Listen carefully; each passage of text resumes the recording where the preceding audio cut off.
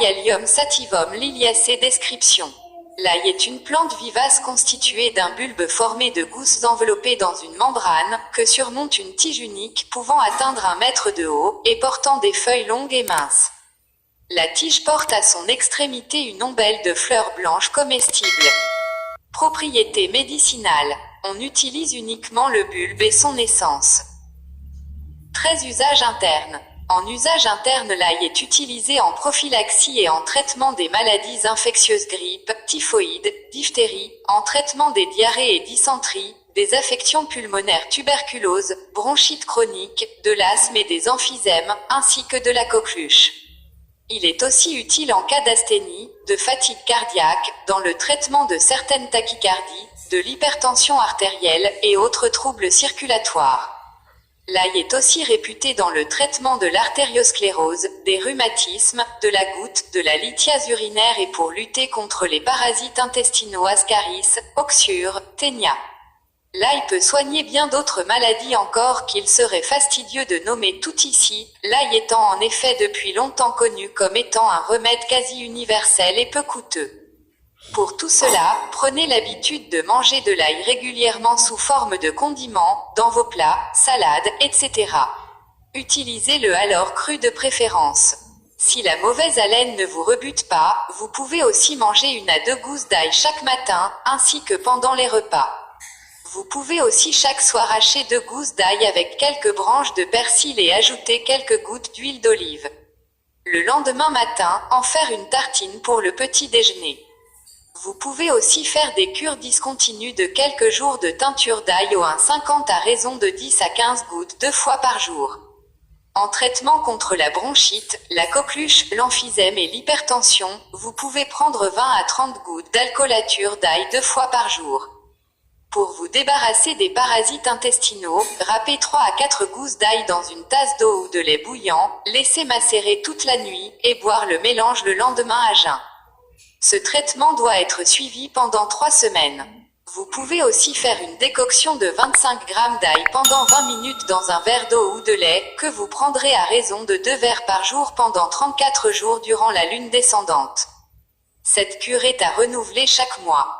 Contre les vers intestinaux, vous pouvez aussi prendre 20 g de sucre d'ail dans 200 g de lait tiède à jeun. Ou prendre un sirop vermifuge constitué de 200 g de gousses d'ail écrasées que vous laisserez infuser pendant 1 heure dans 1 litre d'eau bouillante, puis passez le tout, et ajoutez 1 kg de sucre. Ce sirop est à prendre à raison de 2 à 3 cuillerées à soupe le matin à jeun. Pour lutter plus spécifiquement contre les ténias qui sont des parasites particulièrement coriaces, râpez les gousses d'une grosse tête d'ail et faites-les bouillir pendant 20 minutes dans du lait.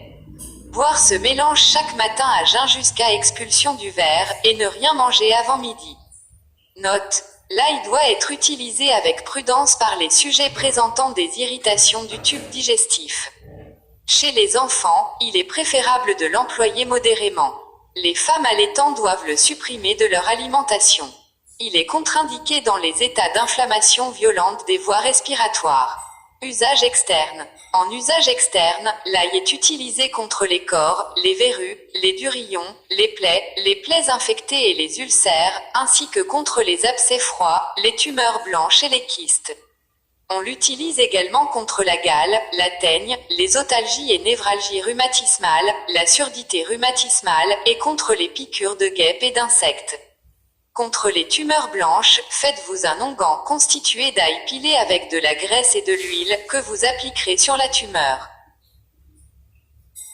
Pour désinfecter les plaies et les ulcères, utilisez une solution de sucre d'ail à 10% avec 1 à 2% d'alcool, ou faites des compresses de vinaigre d'ail constitué de 30 g d'ail râpé que vous ferez 14 macérer pendant 10 jours dans un demi-litre de vinaigre.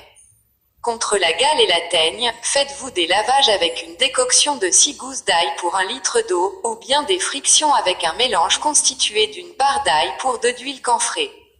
Ce dernier mélange peut aussi être utilisé en friction contre l'asthénie et la fatigue générale. Contre la surdité rhumatismale, introduisez un tampon de coton imbibé de sucre d'ail dans l'oreille chaque soir. Pour lutter contre les otalgies, introduisez dans l'oreille une gaze assez longue pour pouvoir la retirer facilement, contenant une gousse d'ail râpé. Contre les cors, les verrues et les durillons, pilez une gousse d'ail que vous appliquerez le soir en cataplasme frais, en veillant bien à protéger avec un sparadrap les zones de peau saine. Les résultats doivent être visibles au bout de 15 jours.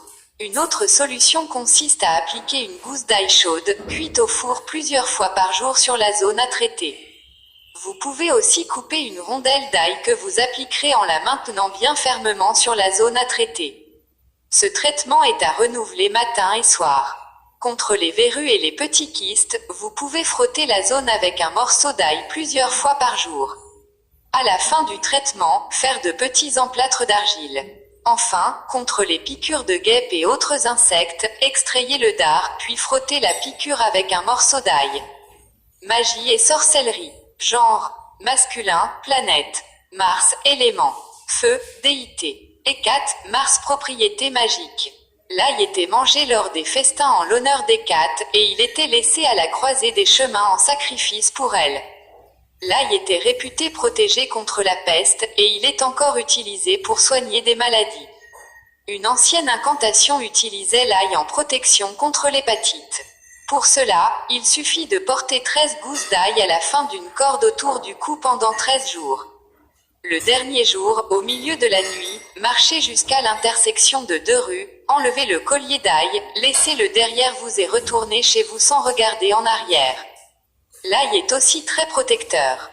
Les marins en emportaient à bord des bateaux pour les protéger du naufrage. Au Moyen-Âge, les soldats en portaient comme un bouclier, alors que les Romains en mangeaient pour se donner du courage. Placé dans une maison, il protège celle-ci contre l'intrusion de démons, contre les voleurs et cambrioleurs, et suspendu au-dessus de la porte il repousse les personnes envieuses. L'ail est particulièrement recommandé pour protéger les maisons neuves. Porté sur quelqu'un, il protège contre le mauvais temps, les montagnards en portent, et les monstres, et il sert de bouclier contre les attaques de vos ennemis. Quand des mauvais esprits sont là, mordez dans de l'ail pour les faire fuir, ou répandez de la poudre d'ail sur le sol si vous ne pouvez pas en manger pendant quelque temps. L'ail est aussi placé au-dessus des lits des enfants pour les protéger pendant leur sommeil, et les fiancés en portaient une gousse dans leur poche pour avoir de la chance et pour éloigner les démons pendant leur grand jour. Frottez à l'intérieur des pots et des casseroles avant de cuisiner dedans, l'ail repoussait les vibrations négatives qui pourraient contaminer la nourriture. Quand il est mangé, l'ail agit comme un aphrodisiaque, et quand un aimant ou de la magnétite est frotté avec de l'ail, il perd alors ses pouvoirs magiques.